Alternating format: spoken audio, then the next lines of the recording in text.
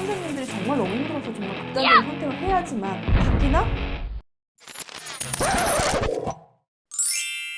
다 귀한 사람들이잖아요. 무슨 갑을관계도 아니고 학부모가 뭐 교사를 함부로 하고 교사가 막 학생을 함부로 하고 말이 안 되잖아요. 제가 불과 한 5년 전에 겪었던 건 뭐냐면 아이가 말을 너무 안 듣는 거야. 이 아이가 너무 말을 안 되니까 너 그렇게 하면 안 된다. 수업 방해하고 친구들 떠들고 시끄럽게 그러면 안 된다.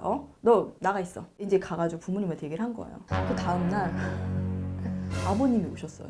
복도의 저 끝에서부터 소리를 지르면서 어떤 X 어떤 연이 그렇지. 왜 우리 귀한 아들한테 네가 뭔데 함부로 하냐 이러면서 쩌렁쩌렁 올리면서 온 거예요. 그러니까 선생님이 겁을 먹어가지고 교장도 필요 없어 안 와 모이냐 그것 때문에 너무 충격을 받아가지고 선생님이 울면서 전화를 하셨더라고. 어떻게 해야 되냐고. 정말 거짓말 안 치고 이 아버님이 조선족인 거야. 이게 참 어떤 문제가 있냐면 그쪽 애들이 이제 한국 국적이 없는 애들이 좀 많아요. 그러면 무서운 일이지만 여차하면 여기 사고 치고 그냥 중국으로 가는 경우도 되게 많아. 그래서 선생님 존경 이런 개념 아예 없고.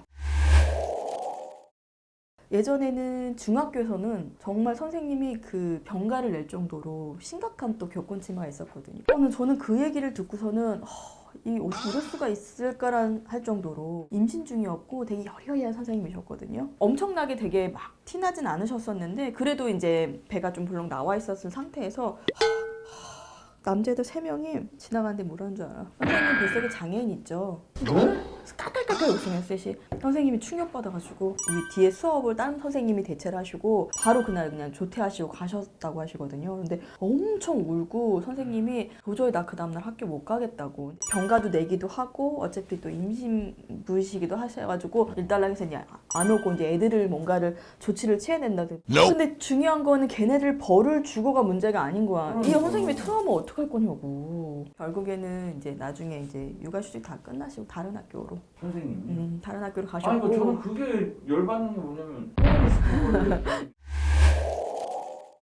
너무 힘든 학교들이 몇 군데 있어요. 그러니까 선생님들이 기피한 학교들이 있어요. 중고등학교 선생님들 같은 경우는 특히나 그리고 여자 선생님들 같은 경우는 공고 이런 데 안 가려고 하는 게 아니 근데 학교가 왜 이렇게 개판이 된 거예요? 소잃고 외양간을 고치려고 하는 이게 지금 우리나라 현 실태인 거고 이렇게 세대 앞으로 나아가고 있지만 정작 필요한 것들은 옛날에 머물러 있는 것들이 많다라는 거죠. 바뀌어져야 되는 거 시대에 맞춰서 발맞춰서 바꿔가져야 되는 것들이 안 바뀌어져 가고 있으니까 옛날 법 같고 아니면 옛날 사건 같고 계속 이걸 울거먹고 얘기하고 있으면은 맞아 떨어지는 게 하나도 뭐 없잖아요. 뭐 하면 인권 하면 좀 열이 너무 짜증나죠. 심지어 뭐 범인들 인권까지 얘기해가지고 네. 진짜 도대체 뭐가 중요한지를 모른다는 생각이 드는 거죠. 뭐가 중요하고 어떤 거를 다뤄줘야 되는 게 맞는 거라는 생각을 하는 사람들이 있으니까 계속 들고 일어나시고 그거에 대해서 계속 얘기하고 제안하고 하는 거잖아요. 그런 분들이 없다라면은 그것도 너무 안타까운데 그렇기 때문에 그래도 어쨌든 투쟁할 가치는 있는 거고 자꾸 여론이 들끓어서 목소리는 나와야 되는 게 맞는 거죠.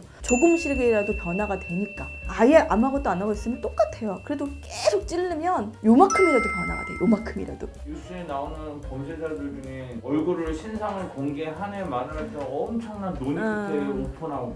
그러니까 누구를 위한 인권이라는 건 그걸 정하는 사람들은 어떤 마인드일까? 어쨌든 그게 한 사람의 머리에 나오진 않을 거 아니에요. 여러 사람이 의논 끝에 나온다는 거는 아직까지도 우리나라에 갖고 있는 사람들의 인식 개선이 필요한 건 아닌가라는 생각이 드는 거죠. 어떤 것이든 간에 한 번 만들었으면 땡! 끝! 이게 아니라 지금 이거랑 상황이 맞지 않으면 뭔가 개선점이 필요하지 않겠어? 안 그러면 계속 여기 있는 사람들은 피해를 보는데 그럼 어떡할 거냐고.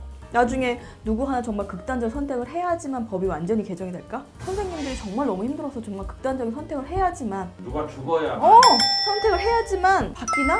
근데 또 생각해보면 그래요. 그때뿐이야. 마무리하기 앞서서 네. 아까 뭐 여자 선생님들이 고학년 맞기 싫어하고 남고 남중 가기 싫어한다고 했는데 왜냐면 애들이 사람 보고 까불지 안 까불지 보잖아요 지들도. 제가 느끼기에는 학교 자체에 남자 선생님이 없는 것 같아요. 임용교실을 보는 대상이 여성이 훨씬 더 얼등하니까 교사들도 당연히 남자들이 적을 수밖에 없거든요. 과거에는 사실 제가 기억에도 체육 선생님 그런 선생님들이 다 이제 남자 선생님들이 기준을 갖다라면은 체육 한국도 여자 선생님이 체대를 가는 선생님들도 여자 선생님들이 되게 많다 보니까 비율적으로 봤을 때는 여자 선생님들이 더 많거든요. 내가 그 직업을 선택해야지만 교대를 가서 임용고시를 보는 거잖아요. 남자 선생님들이 교대에 많아야지만 지원을 해도 많이 갈 수 있는데 비율적으로 여자가 더 많다 보니까 상대적으로 남자 선생님이 부족할 수밖에 없는 거죠. 그만큼 선생님이란 직업이 비인기일 수도 있어요. 꿈의 직장이 아니기 때문에 그거를 아둥바둥해서 임용고시 봐가지고 선생님이 되겠다라는 그런 목표를 갖고 가는 사람들이 많지 않다라는 거죠. 교권 침해라는 게 지금 어제 오늘 일이 아니에요. 비일비재했어요. 10년 전에도 이런 거 계속 있었거든요. 그럼 교권이 추락하고 있는 부분들도 있고 나를 보호받지 못한다는 거는 너무나 많이 익히 들어서 알고 있는데, 그런데 힘들게 들어가서 내가 만약에 인정받지도 못하고 이왕이면 좀 덜 힘든 거 하고 싶고, 예전에 알던 선생님들 중에 한 분이 유치원 교사가 원래 꿈이었는데 예전처럼 꿈의 직장 선생님 1순위 아니에요. 임용고시 패스해도 기간제로 가는 경우도 많아요. 왜냐면 취업이 안 되니까. 선생님도 기간제로 가기 때문에 언제 잘릴지도 몰라.